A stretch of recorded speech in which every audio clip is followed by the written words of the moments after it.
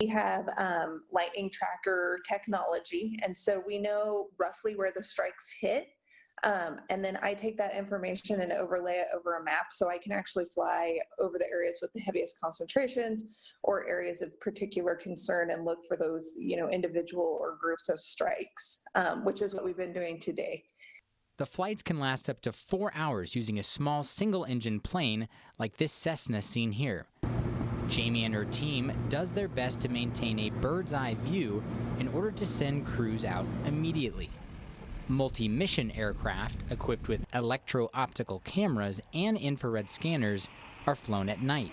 The department also teams up with the Central Oregon Interagency Dispatch Center in Redmond. Their mission is to provide support and coordination during emergencies like wildfires. Central Oregon District's Christy Shaw says the summer is on par for wildfires, but the team always anticipates the worst. Their primary concern is a big wind event just on the horizon. In Redmond, Alec Nolan, News Channel 21. The department is asking for full cooperation from the community to help fight these fires together.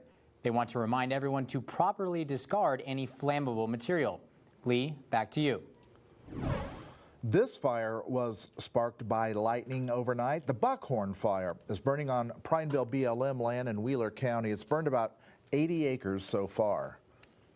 It was a much cooler day for us, followed by a cooler night tonight. Katie Zuniga says that won't last long. She joins us now. The first look at our local alert weather forecast. Katie?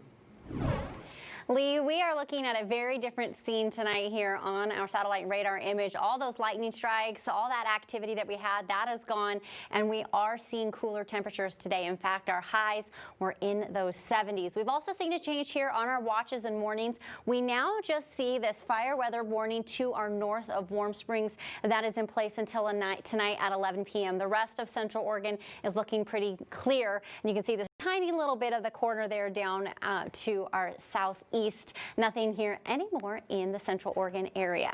For the winds, they did pick up today and they will stay with us into tonight. We're at 22 miles per hour right now in Prineville and 21 in Redmond. These winds will stay at this 20 to 25, and then those gusts up to 30 will continue tomorrow.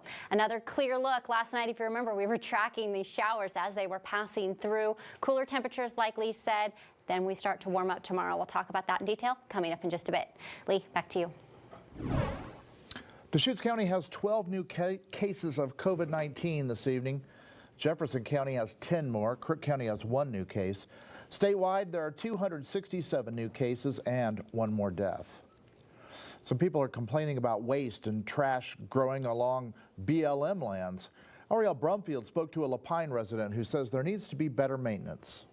Many people in Central Oregon enjoy walking, hiking, and even horseback riding along BLM lands. Philip Pascali, who lives in Lapine with his wife, spends a lot of time outdoors and says there's a growing problem along the BLM lands. You'll start to see illegal dumping. You'll start to see campsites with no trespassing signs. You'll start to see trees cut down and different forestry roads cut down where they shouldn't be. And lastly, you'll see some campsites that are starting to leach into the roadways and leach into the community ways. Pascali, who says he was once threatened by someone at one of the illegal campsites, says there also are a lot of health concerns now with COVID-19 as many people go out of their way to help keep the area clean.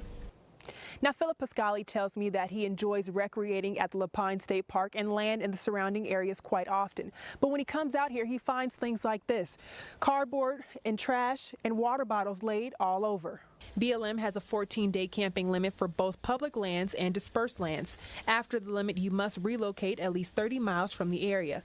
Lisa Clark with Prineville BLM says they've noticed 2 situations. Sometimes get people who are homeless and need to live on public lands. As they live there, they'll accumulate a certain amount of trash, and we try to make contact with them, help them get the services they need, and help them get moved into a better situation, and have them clean up the area when they leave. The other thing we get are a lot of people who just don't want to take the time to drive to the dump or pay the $11 it takes to drop their materials off at the landfill. Lisa Clark says it's difficult to regulate the lands as much as the public would like because they have about 1.65 million acres of land alone in the BLM Prineville district. She says each year they can clean up an average of 50 to 100,000 pounds of trash. Ariel Brumfield, News Channel 21.